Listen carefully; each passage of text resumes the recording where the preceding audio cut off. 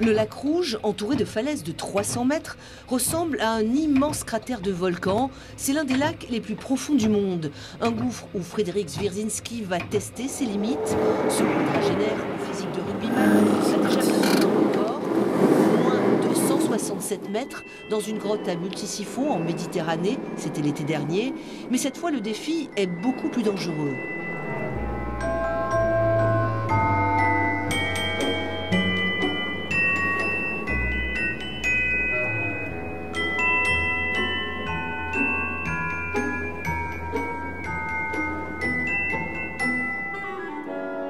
Je m'appelle Frédéric Zwierzyński, je pratique la plongée spéléo depuis 25 ans et je m'apprête à découvrir une zone jamais explorée, le fond de Red Lake. La quête de l'exploration, c'est vraiment d'atteindre ces zones jamais vues, jamais visitées, jamais foulées par l'homme. Tout simplement parce que ce moment où on prend le fil, ce moment où on commence à tirer du fil sur une zone nouvelle, c'est une exaltation incroyable. C'est des sentiments forts, très très forts. Au début, je pensais que c'était la peur, parce que j'avais des frissons, j'étais un peu dans l'inconnu. C'est souvent l'inconnu qui pousse à la peur, mais avec le temps, je me rends compte que c'est une excitation, quoi. C'est beaucoup plus fort que n'importe quelle drogue ou n'importe quelle aphrodisiaque, je sais pas, je pense que c'est vraiment une excitation, on est à la limite de l'orgasme.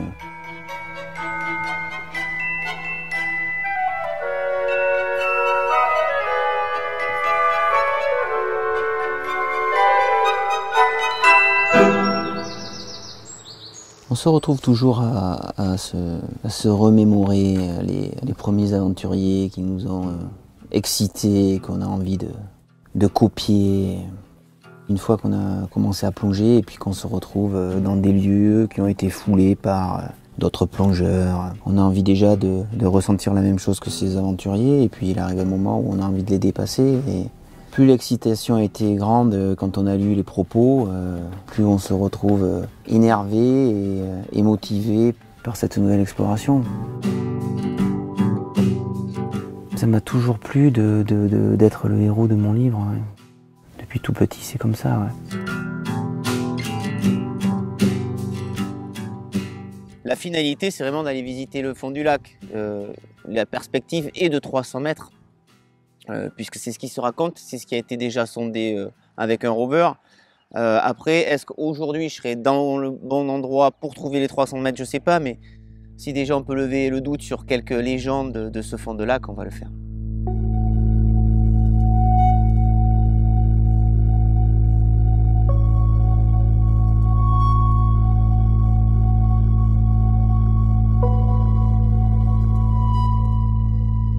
Une expédition comme Red Lake, c'est 3 camions au départ de la France pour pouvoir répondre à l'ensemble des besoins de l'équipe, puisqu'on est 4 plongeurs français juste sur la partie France.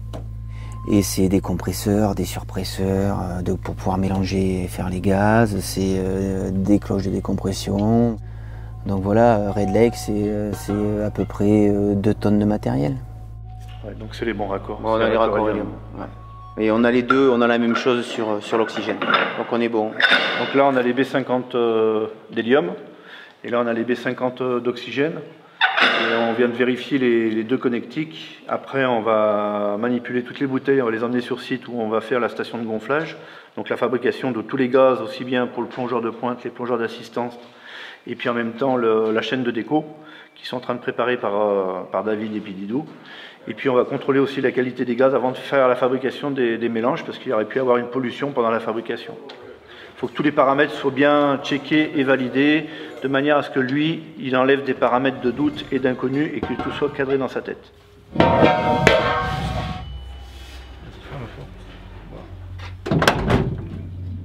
Parce que plus le temps va avancer, plus la pression va monter, et plus les paramètres, il faut qu'ils soient validés au fur et à mesure que les jours passent.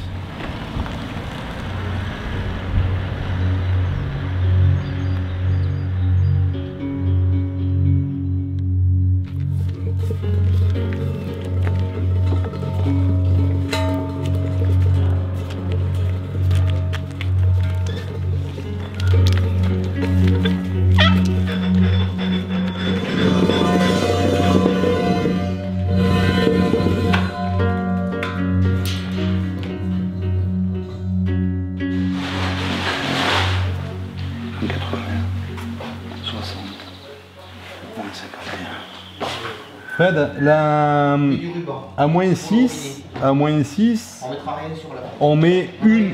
On en met une, d'accord? Pas plus. Non. Le reste, on la fout la cloche. D'accord. À chaque profondeur, on ouvre la truc. On Ah, tu fais la grosse avec On ça. fait passer dedans et avec ça, tu fais la petite accroche où j'accrocherai chaque bouteille.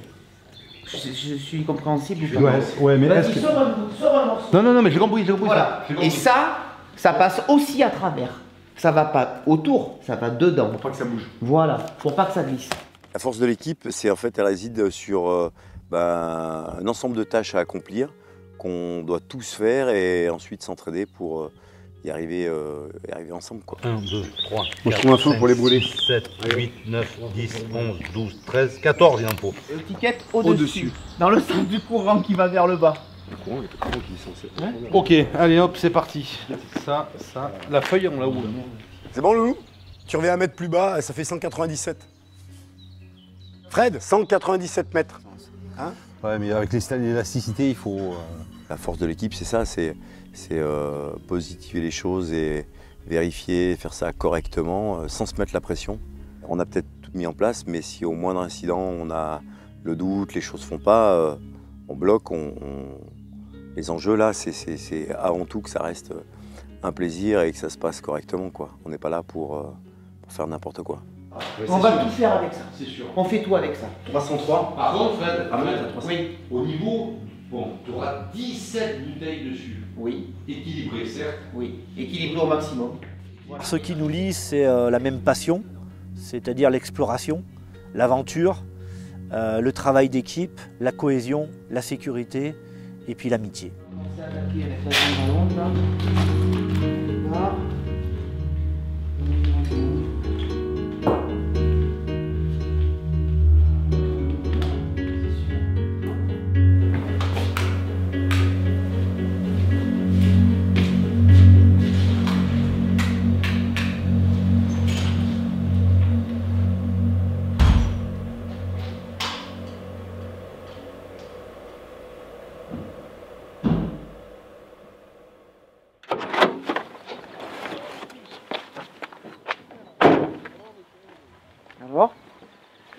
Alors, ils se mettent en place.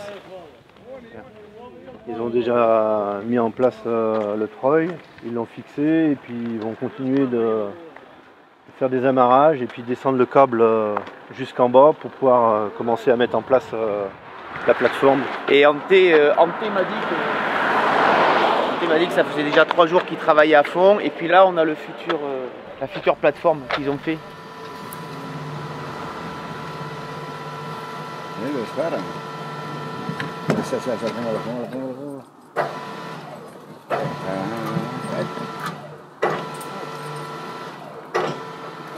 La difficulté majeure, c'est l'accessibilité en fait. C'est la mise en œuvre d'un gros treuil pour acheminer toutes les charges, qui n'est pas forcément des plus efficaces en termes de quantité qu'on peut mettre dessus.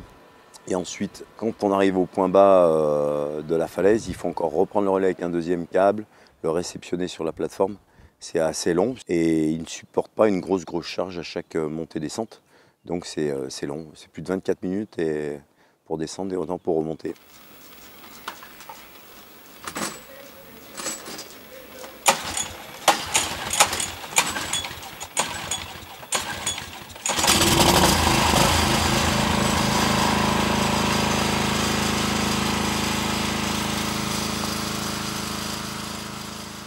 Avec le team, on arrive à mettre au point des outils pour pouvoir justement visiter des zones aussi éloignées.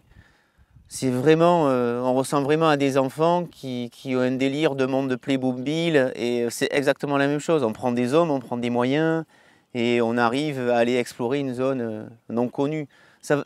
La seule différence qu'il y a entre un enfant et un homme, je crois que c'est vraiment que la taille des jouets.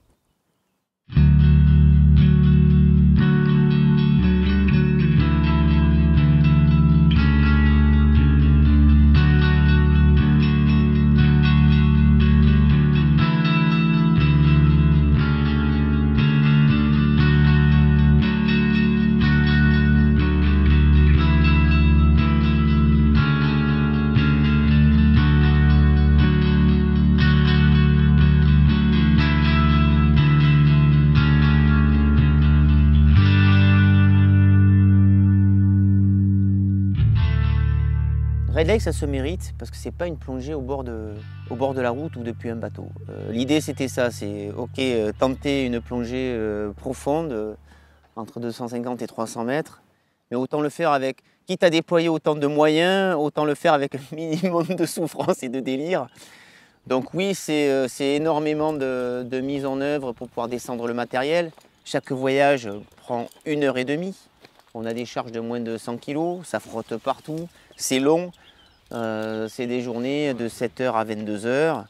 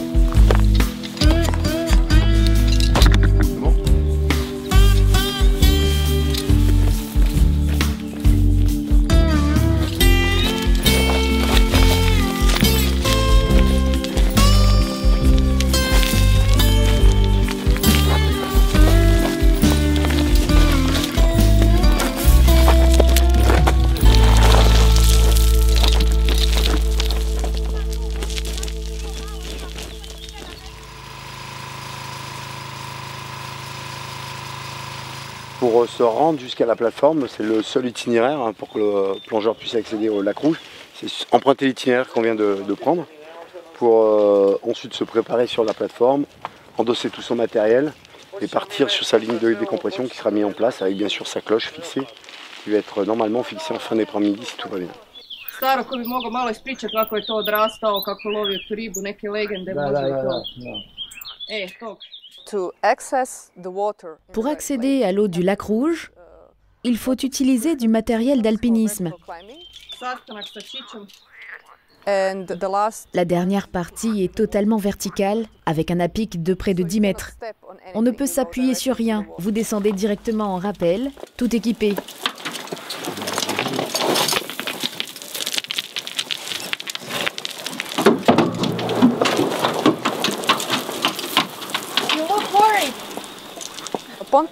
Le ponton est vraiment important. Il nous permet de déposer tout l'équipement des plongeurs, de nous organiser efficacement et de réaliser tous les préparatifs avant la plongée.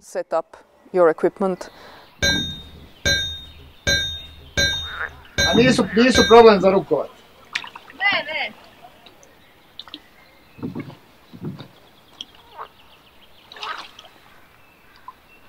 Sada ove dvije i još svaka sa strane. Još dvije,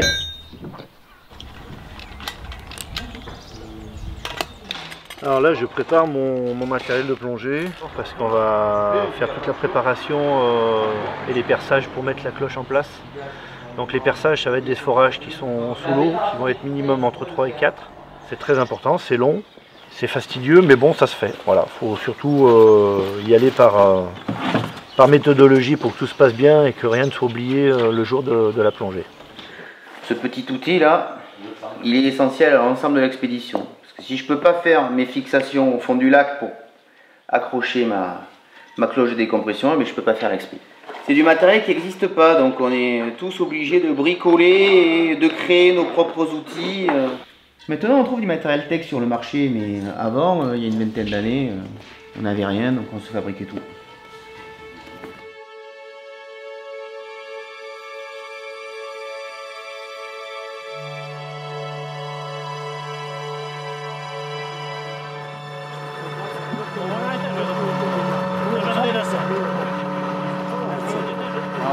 trebaš lik preke srednje, šta? No, ne smiješ više stavljati nego samo karabine, mačke. To je dužina cijela. Arrête, tu vas péter le bois. Tu vas la fermer. Putain, mais qu'il est con ce mec. Non, c'est du mélamine, c'est du... Ouais. Si tu nous le pètes, je te jure, ça va chier. là on va mettre en place la cloche. Donc la cloche hier soir on l'a montée, ça nous a pris 5 minutes. On va la jeter à l'eau, les amarrages ont été faits, toute la ligne là avec les poulies, c'est le système pour pouvoir lever et baisser la cloche dans l'eau pour suivre les paliers de décompression. Donc là on va faire un test, on va la mettre sous pression et on va voir si elle tient à la charge.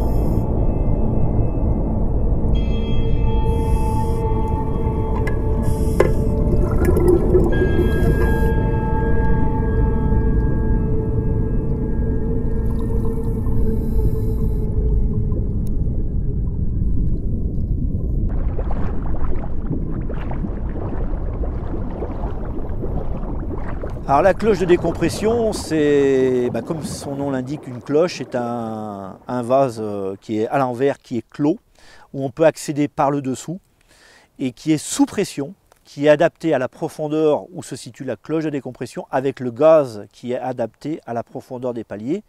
Et ça permet au plongeur de pouvoir être assis confortablement au chaud, éventuellement s'alimenter et en même temps, s'il y avait un incident, voire même un accident malheureusement, le plongeur de soutien, les Saint-Bernard, pourront intervenir directement sur le plongeur de pointe qui serait éventuellement en difficulté.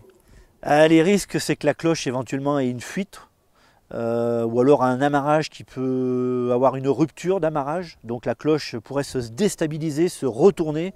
Donc tous ces paramètres-là, ils ont été anticipés parce que tout est calculé au préalable. C'est quand même 8 mois de travail et de réflexion avant ce jour-là. Et il y a une chaîne de décompression qui a été mise en place en parallèle, en ouvert, c'est-à-dire dans le milieu liquide pour le plongeur.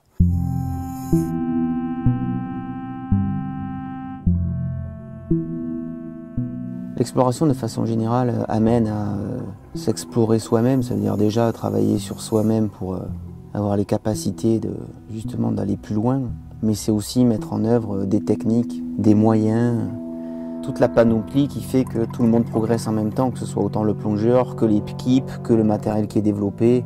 En fait, c'est permanent, c'est toujours cette fuite en avant pour aller voir plus haut. On fait des échelles qui sont de plus en plus hautes et c'est exactement la même chose pour la plongée.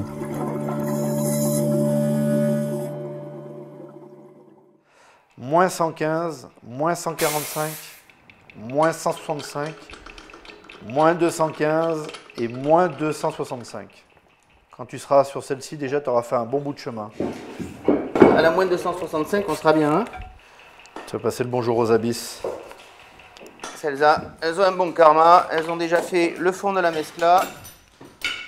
Elles connaissent bien la route. Elles savent comment ça se passe. On leur demande rien, elles fonctionnent. Il n'y a plus qu'à. Donne-moi là. Tu peux mettre dans le camion, s'il te plaît.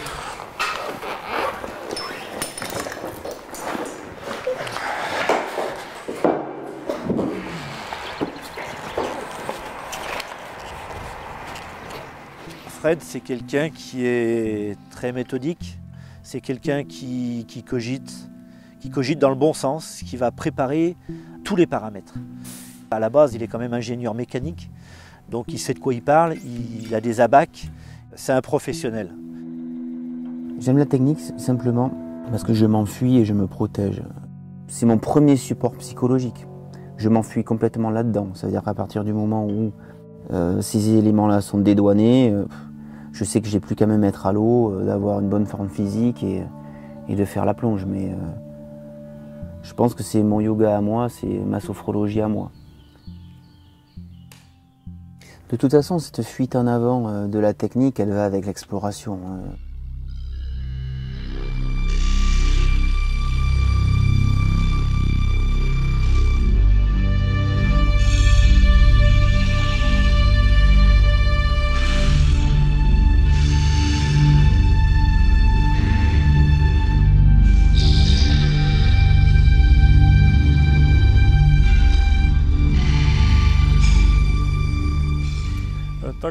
Il existe une légende autour du lac Rouge, celle de Gavan le Maudit.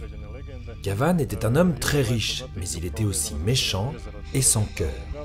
Toute la région souffrait à cause de lui. Un jour, Jésus, déguisé en mendiant, vint lui demander l'aumône. Mais Gavan et sa femme le chassèrent en l'humiliant. Ce soir-là, Gavan s'endormit en comptant son argent, tandis qu'une puissante tempête s'approchait de sa maison. Dieu l'appela à se repentir, mais Gavan s'en moquait, il ne croyait qu'en sa richesse. « Je n'ai besoin de nul Dieu tant que j'ai tout mon or !» hurla-t-il. La terre se mit alors à trembler sous la colère du Tout-Puissant. Puis le sol s'ouvrit et avala Gavan et tous ses biens dans un gouffre immense au cercle parfait.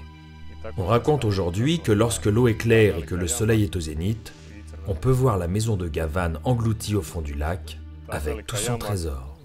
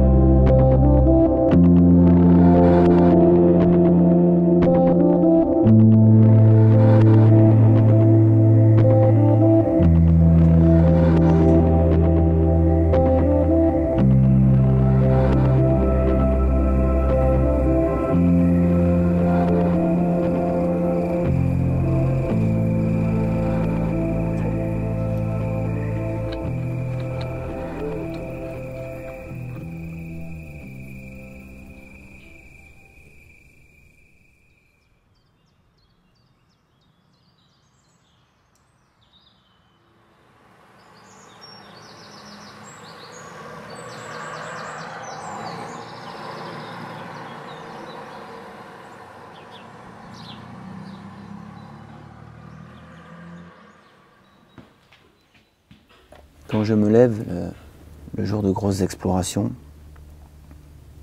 tout est déjà fait, tout est déjà préparé.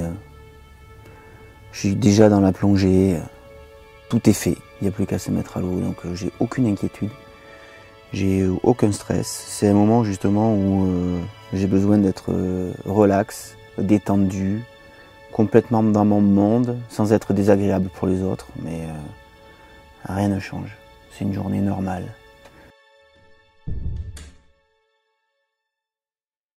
Bon, il y a une deuxième mission qui est avant celle-là. Tu vas vérifier la cloche, tu amènes la 15 litres, l'oxy, voilà. La deuxième mission, c'est d'aller le retrouver quand il remonte à moins 18. Donc c'est à peu près quel timing, grosso modo? Ben, ça dépend si je me déplace au fond. C'est tellement aléatoire. Je suis quand même sur un 5h, 8h. Quoi. Ça me donne, tu vois, je suis à 3 heures de décalage, je peux pas savoir. Parce que l'idée, il veut pas te faire trajet tout seul sur le fil. Il faut l'accompagner. Lui, il va rentrer tranquille. Lui, c'est du palier. Il est largué. Il est largué. T'es sûr qu'il va les larguer? Il y en a deux de scooters. Mais attends, qui c'est qui pilote le scooter? Ouais, il faut le ramener au même moment, quoi. C'est le même bordel. L'attente, c'est le pire. Voilà, l'attente, c'est le pire. C'est ce qu'il y a de... Voilà, ce qu'il y a de pire. Où que tu sois, quand tu attends un pote, c'est le pire. On remplit. Moi, tu fais le chirurgien, moi je tiens le matos. Quoi. Je te passe de quoi essuyer, remettre du scotch par-dessus, voilà. Ouais. Voilà. Tu penses qu'elle va fuir? Si ça ne se fait pas cette fois-ci, le problème de la fuite. La fuite, le problème, il va peut-être venir quand on va la bouger de -9 à -12. Fred, il n'est pas con, quoi. C'est un mec, je veux dire, il a les gaz pour aller faire ce qu'il doit faire, ce qu'il a envisagé de faire, mais s'il sent au fond de lui que ça ne le fait pas, il ne va pas aller se tuer connement, c'est un mec qui va s'arrêter. Le nombre de fois qu'on a fait ce trajet là, ces derniers jours. Et encore, on est super bien situés, les gens sont adorables. Ils ont fait un travail de fou. Franchement, il n'y a rien à dire. Même avec des gros moyens, je suis pas sûr que des structures comme Red Bull ou qui que ce soit auraient pu mettre en place une expédition pareille. Ce qui m'inquiète, c'est l'incident, ou voire même l'accident. Ce qui peut être fatidique, c'est l'aspect physiologique. Au jour d'aujourd'hui, cette profondeur-là, il ne l'a jamais atteinte, il l'a préparée, il a approché cette zone-là de 300 mètres, dans la zone des 265-268 mètres, mais il n'a pas fait les 300 mètres. Et à cette profondeur-là, 1 mètre représente énormément. Allez, bichon. Hein? Alors, bichon. Allez.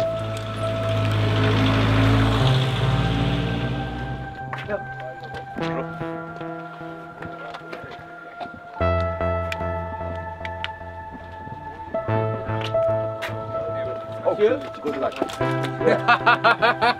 Thank you.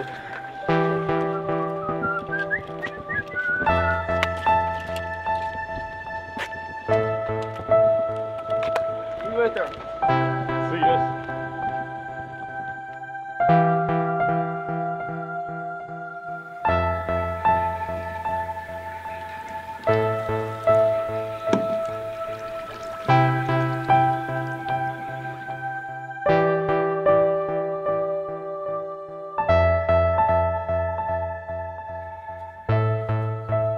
Des fois, il m'arrive d'être inquiet, mais je pense que c'est un sentiment important et qu'il faut le garder. Ça prouve une fois de plus qu'on n'est pas chez soi et que la nature nous invite et qu'il faut faire attention à soi parce qu'on n'est pas grand-chose dans l'environnement dans lequel on évolue. Donc oui, de temps en temps, j'ai un peu peur, ça m'arrive.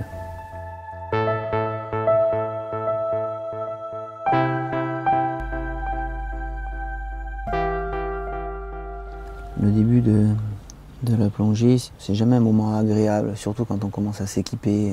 On n'est pas bien, on a les systèmes de chauffage, les différents sous-vêtements, la combinaison. On ressemble à une bibendum qui ne peut pas bouger. Et puis ensuite là-dessus, on ajoute les recycleurs, et puis les bail-out, et puis les instruments, et puis ça s'arrête jamais. Spéléonaute. Donc spéléo, plongée et astronaute. Donc c'est un mélange de ces 3 disciplines. C'est dans un monde qui est opaque, qui est sombre, qui est froid, où on est seul, où les paramètres doivent être gérés par une seule personne, c'est soi-même.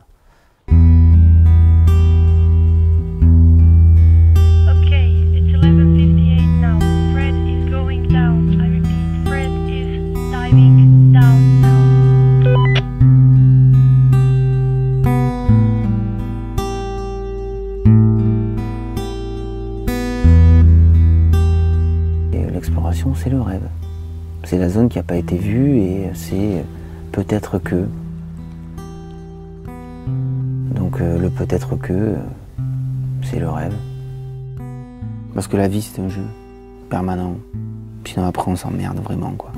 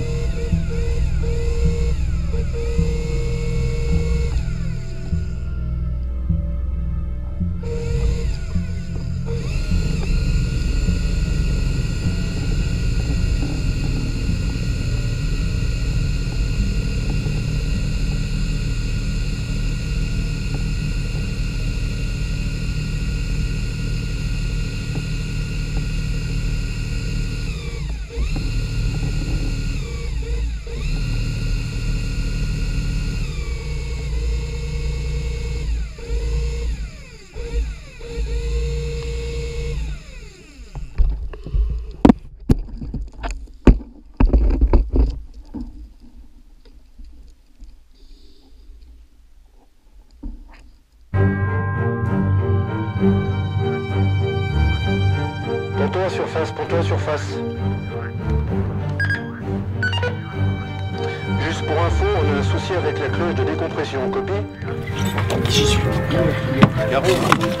Caroline, taille, tu dois...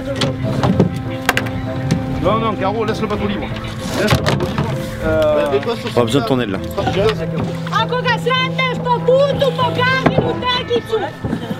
Allez, c'est reparti les enfants. On va goupiller. Attends, je vais vous dire. Non, non, Arthur, la sangle comme ça. D'accord. Donc, je t'ai pas dit la merde. C'est pas grave.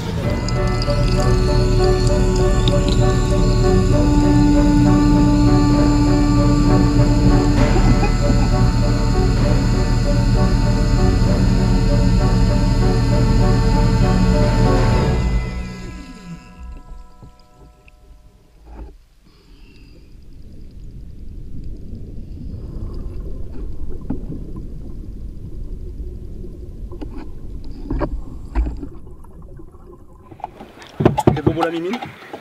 C'est good? Allez, ok. Là tu me remets une sangle comme ça. Une sangle comme ça.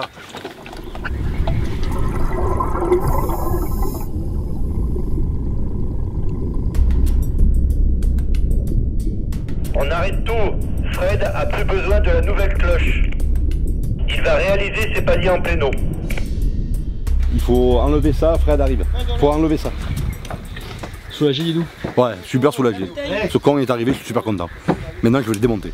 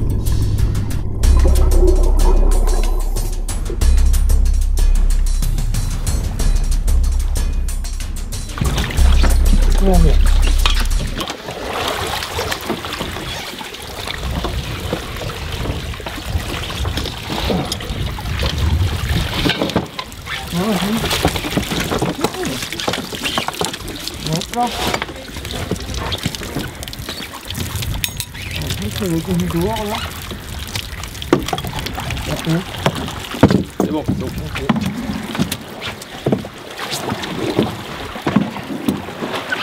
Fred, mets-toi le pied en haut.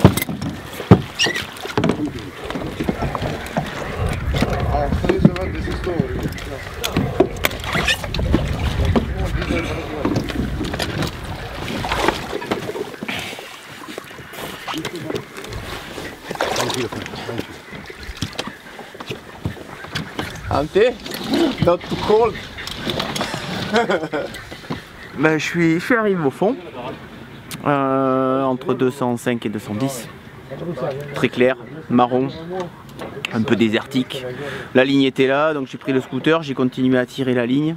J'ai cherché du monde derrière les cailloux, j'ai trouvé personne. Donc je me suis dit, bon, petite mission scientifique, finir de prendre les sédiments comme c'était prévu.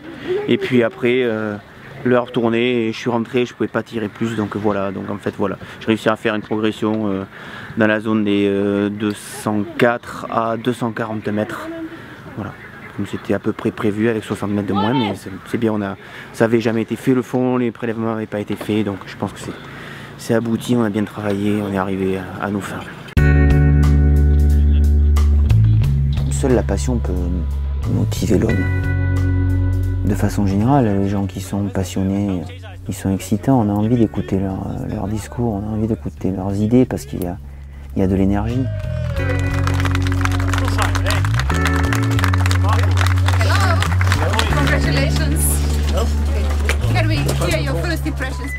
Avec tout ça, on rajoute un peu des environnements sexy et je pense qu'on est parti, on monte dans le bus et c'est parti pour l'aventure.